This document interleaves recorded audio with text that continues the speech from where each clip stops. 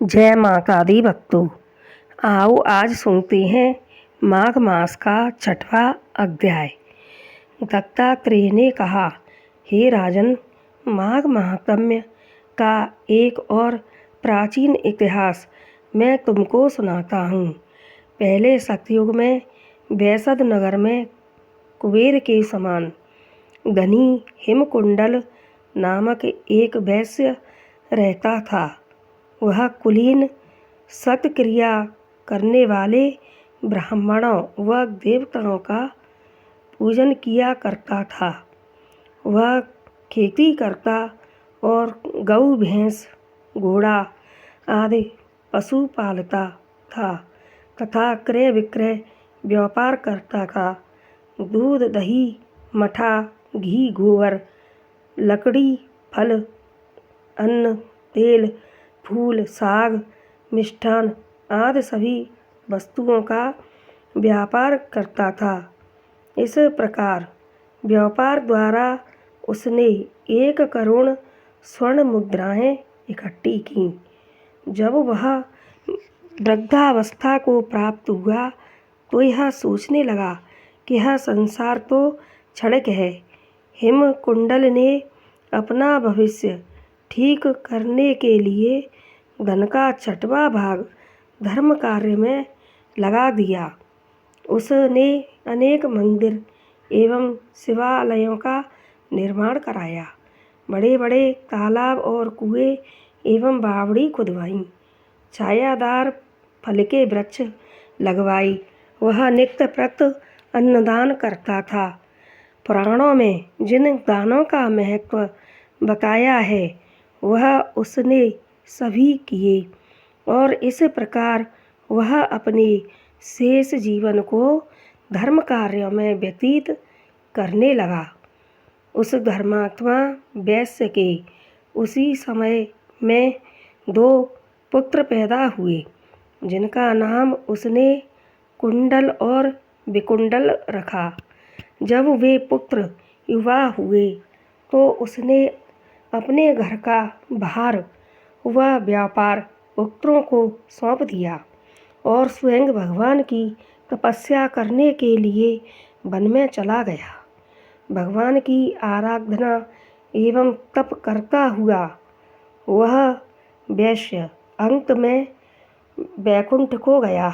हे राजन, उसके दोनों पुत्र कुंडल और विकुंडल जब बड़े हुए तो पिता के अपार धन को देखकर अभिमानी हो गई।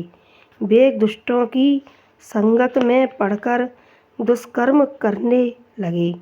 माता तथा गुरु वचनों को नहीं मानते थे, अधर्मी बन गई।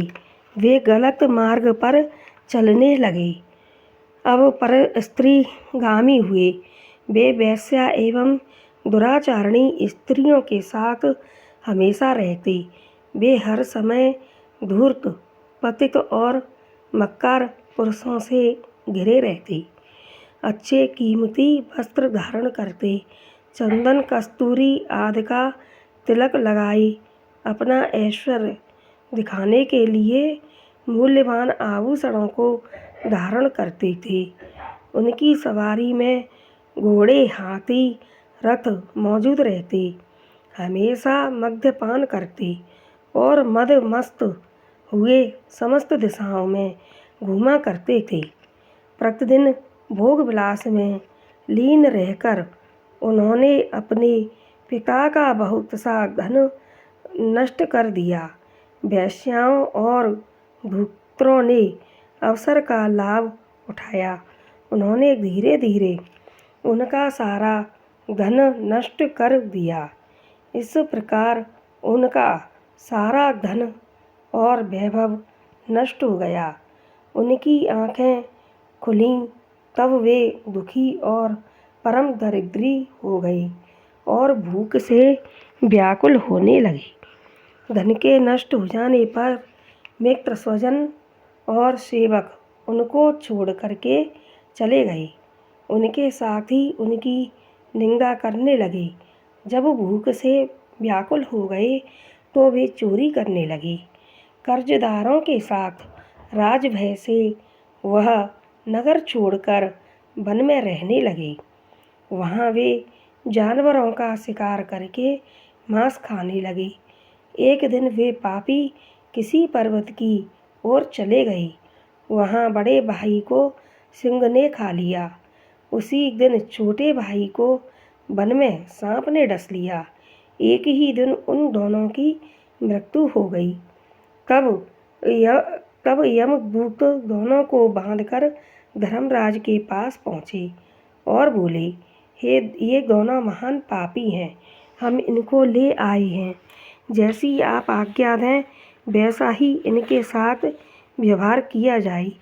तब यमराज ने चित्रगुप्त जी से उन दोनों का लेखा सुना और कहा, एक को महानरक में डाल दो और दूसरे को स्वर्ग में स्थान दो।